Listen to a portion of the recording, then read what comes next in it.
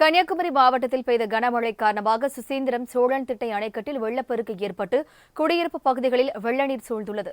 இதுகுறித்து நமது செய்தியாளர் மணிகண்டன் தரும் கூடுதல் விவரங்களை தற்போது கேட்கலாம். வணக்கம் மணிகண்டன், அப்பகுதியில் உள்ள மக்கள்லாம் பாதுகாப்பான இடங்களுக்கு மாற்றப்பட்டனரா? கூடுதல் விவரங்கள் என்ன? வணக்கம். குமரி மாவட்டத்தில் தற்போது தொடர்ந்து பெய்த மழை காரணமாக அணைகள் நிரம்பி அணையிலிருந்து வினாடிக்கு 11,000 கன அடி நீர் வருகிறது. நீர் வெள்ளமானது அதங்கோடு மணகசாலை சாலையில் வெளியேறி அந்த சாலை துண்டிப்பு ஏற்பட்டுள்ளது. இதனால் அப்பகுதியில் போக்குவரத்து நிறுத்தமும்.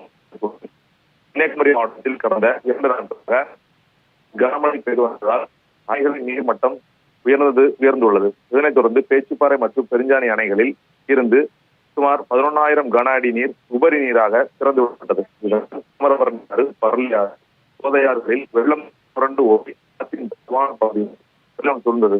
மேலும் களியக்காவலை அருகே அதங்கோடு மணக்காலை சாலையில் வெள்ளம் சூழ்ந்தது. இதனால் அந்த சாலை போக்குவரத்து பாதிக்கப்பட்டது. அந்த சாலை வழியாக எல்லும் அரசு பேருந்தும் நிறுத்தப்பட்டுள்ளது.